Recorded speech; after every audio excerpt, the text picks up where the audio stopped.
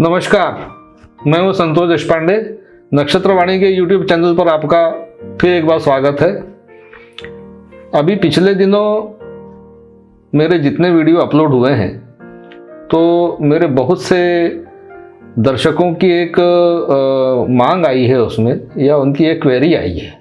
सबकी क्वेरी एक जैसी थी कि गुरुजी आप जो भी बताते हैं तो उसमें अधिकांश बार आप 12वां घर, 5वां घर, 8वां घर इस प्रकार के शब्दों का उपयोग करते हैं। अब हमको समझता नहीं है कि इसमें से कौन सा 5वां घर है या कौन सा 8वां घर है, या 8वें घर को, 12वें घर को, लग्न को, पहले घर को, दूसरे घर को किस प्रकार से हम आइडेंटिफाई करें। और आपने इतने जो प्रैक्टिकल एग्जाम्पल बताए हैं तो कोई ऐसा एग्जाम्पल कि जो हमको भी समझ में आए, देखने में भी समझ में आए कि ये इसमें आपने इस प्रकार से इंटरप्रिटेशन किया और ये ऐसा परिणाम निकला उसका। तो काफ़ी सोच विचार करने के बाद में मैंने आज एक केस स्टडी आपके सामने रखने का निर्णय लिया है, जो मैं आपके सामने साथ में स्क्रीन चलती रहेगी। उसमें आपको ये मैं बताता जाऊंगा कि 5वां घर क्या होता है, दूसरा घर क्या होता है, 8वां घर क्या होता है, कहाँ होता है और इसको कैसे देखते हैं, नक्षत्र स्वामी, उपनक्षत्र स्वामी और दशा अंतर दशाओं का जो इंटरप्रिटेशन किस प्रकार से करके और किस प्रकार से फाइनल परिणाम पर पहुंचा जा सकता है, इसके ऊपर अपन आज एक छोटी सी चर्चा करेंगे। एक स्त्री जातक 2005 की बात है ये मैंने उनकी कुंडली बनाया हूं मैंने, और ये प्रश्न कुंडली है। ये भी आपको साफ कर दूं कि प्रश्न कुंडली जो कृष्णमूर्ति पद्धति में 1 से लेकर के और 249 तक के जो नंबर्स होते हैं उसमें से एक नंबर कोई भी रैंडमली लेकर के और उसके आधार पर एक कुंडली बनाई जाती है। तो उसका ये उदाहरण है आपके सामने। वो स्त्री जो मेरे पास आई थी, वो स्त्री नहीं आई थी, उसका कोई रिश्तेदार आया था। वो स्त्री गर्भवती थी और कुछ एक दिन में उसकी डिलीवरी होने वाली थी। उसके लगभग 9 महीने डिलीवरी पीरियड के पूर्ण होने वाले थे और उसके रिश्तेदार ये पूछने आए थे कि इस महिला की डिलीवरी कब होगी। देखिए आप, कितना सिंपल सा क्वेश्चन होता है। डिलीवरी होना कोई बहुत बड़ी बात नहीं होती। डिलीवरी होना, संतान होना, ये एक सामान्य घटना है विवाह के पश्चात। अब मात्र इतने प्रश्न के लिए उनके रिश्तेदार आए मेरे पास में और उन्होंने पूछा कि भाई ये महिला जो है, इनको पेंस नहीं आ रहे हैं अभी हाल फिलहाल और इनके 9 महीने लगभग पूरे हो चुके हैं। अब पंडित जी आप बताइए कि इस महिला की डिलीवरी कब होगी। तो अब डिलीवरी कब होगी, कब हो, सादा प्रश्न था। तो मैंने उनसे कहा कि भाई आप केपी नंबर के हिसाब से कोई एक नंबर दे दीजिए। तो उन्होंने मुझे 6 नंबर दिया। तो देखिए ये 6 नंबर के हिसाब से ये एक कुंडली बनी हुई है। 20 जनवरी 2005 को शाम को 5:26 पर ये कुंडली बनी हुई है और इसमें केपी नंबर 6 दिया हुआ है।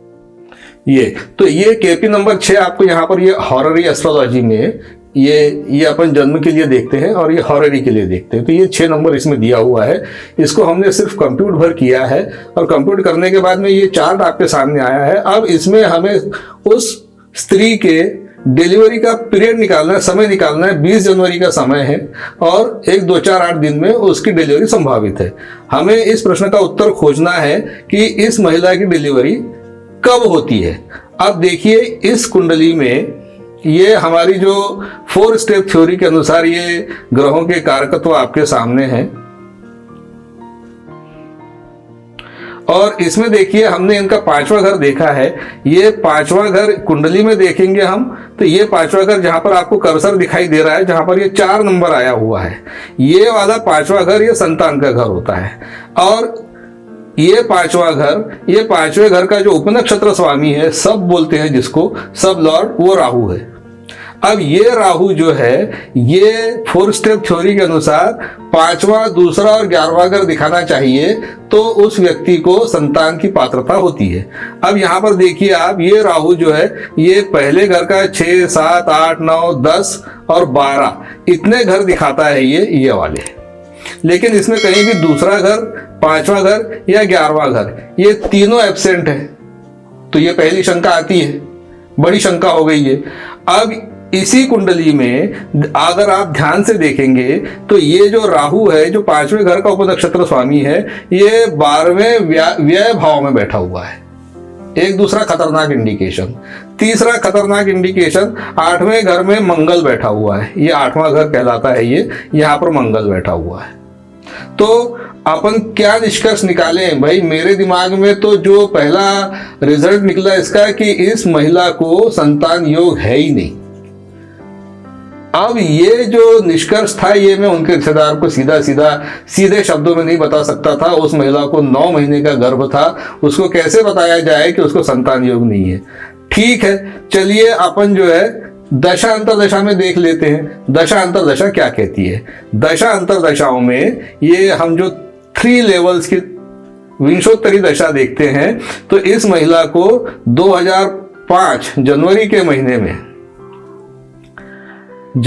महीने में इस महिला को ये 1 दिसंबर 2004 से लेकर के और 16 फरवरी 2005 तक के की दशा में इसको चंद्रमा, राहु और बुध, यानी कि अंतरदशा भी राहु की थी।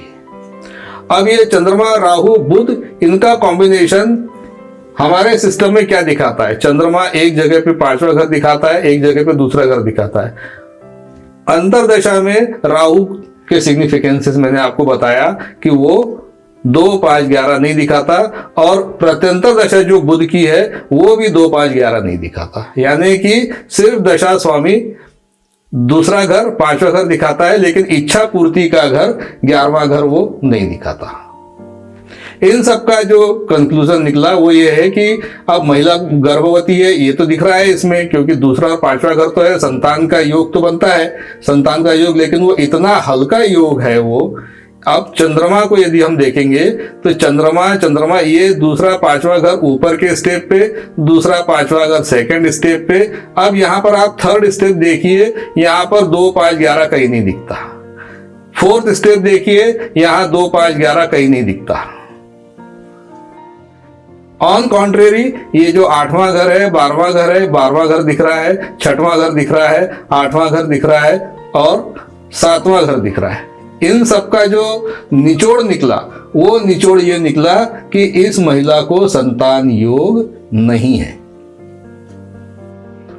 अब सामने वाले को जवाब देना था।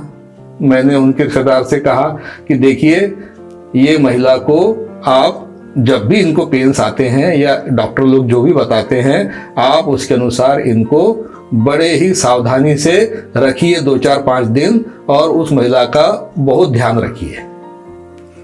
अब जो है उस समय के जो रूलिंग प्लैनेट्स थे, रूलिंग प्लैनेट लेकर के, और मैंने उनको बताया कि इनकी जो डिलीवरी है वो 25 जनवरी के आसपास या 26 जनवरी के आसपास हो सकती है। 25 या 26 जनवरी। अब मेरे पास में उस समय का कैलेंडर, अब चूंकि काफ़ी पुरानी बात हो गई है, अब कैलेंडर वगैरह तो मैं आपको नहीं दिखा पाऊंगा। आप जो भी सज्जन इसमें इंटरेस्टेड हो वो उस समय का, उस साल का कैलेंडर निकाल करके देख सकते हैं कि जिस दिन इनकी डिलीवरी हुई उस दिन क्या योग थे, उसमें आपको दिख जाएगा।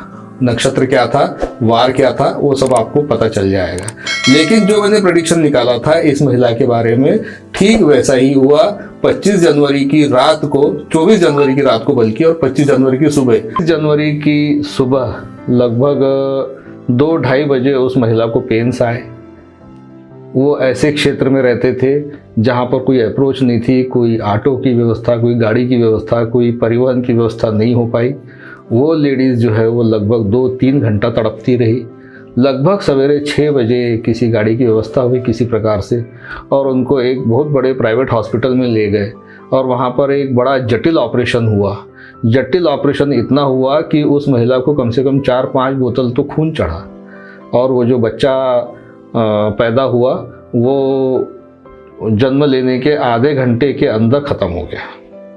उसके श्वास नली में कुछ प्रॉब्लम आ गई थी, उसमें कुछ रक्त वगैरह फंस गया था जो कि निकाल नहीं पाए समय से, और उसको उस वजह से उस बच्चे की दुर्भाग्यपूर्ण मृत्यु हो गई। चलिए, अब ये वाली तो घटना हो गई। प्रेडिक्शन ये है कि इस महिला को संतान योग नहीं है, ये मेरा प्रेडिक्शन था। एक संतान चली गई, चलिए ठीक है, साल 2 साल बाद 3 साल बाद ये संभावना बनी रहती है कि उस संतान को, उस महिला को कोई दूसरी संतान हो जाए। क्या ऐसी संभावना है? अब यहाँ पर 5वें घर का उपनक्षत्र स्वामी, जैसा मैंने आपको बताया, वो राहु है और राहु 100% डिनाई कर रहा है कि इस महिला को संतान योग है ही नहीं। क्या हुआ उसके आगे? उसके आगे कुछ समय के पश्चात, मुश्किल से 4 या 6 महीने के बाद, उस महिला के पति ने उस महिला को डाइवोर्स दे दिया। वो महिला डाइवोर्स के बाद में आज लगभग इस घटना को 20 वर्ष होने को आए, 19 वर्ष होने को आए, वो महिला ने दूसरा विवाह नहीं किया। और आज की तारीख में उसकी जो उम्र है वो लगभग 55 वर्ष की है, 50 से 55 वर्ष के बीच में होगी, यानी कि संतान की सारी संभावनाएं समाप्त। तो कृष्णमूर्ति पद्धति में, जो मैं बार बार कहता हूं कि कृष्णमूर्ति पद्धति में जो हॉररी एस्ट्रोलॉजी का जो कॉन्सेप्ट है, ये हमारे गुरुजी ने कितने शोधों के बाद में, कितने प्रयत्नों के बाद में इसको निकाला होगा कि उसके ये इस प्रकार के, भले ये नेगेटिव परिणाम है, पर ये ऐसे परिणाम भी कृष्णमूर्ति पद्धति में ही देखे जा सकते हैं। मेरा विचार है कि दर्शकों को ये समझ में आ गया होगा कि 5वां घर, 11वां घर, 12वां घर, 8वां घर, ये 8वां घर किसे कहते हैं, कैसे इसका इंटरप्रिटेशन होता है, किस प्रकार से उपनक्षत्र स्वामी अपने आप सब कुछ बताने वाला है। उसके बाद तो दशा अंतर दशा में उसके परिणामों को फॉलो अप दिया जाता है। तो आज के वीडियो में इतना ही। मेरा आप सबसे निवेदन है कि हमारे इस चैनल को देखिए, अवश्य देखिए, शेयर कीजिए, लाइक कीजिए और सब्सक्राइब अवश्य करें। धन्यवाद। नमस्कार।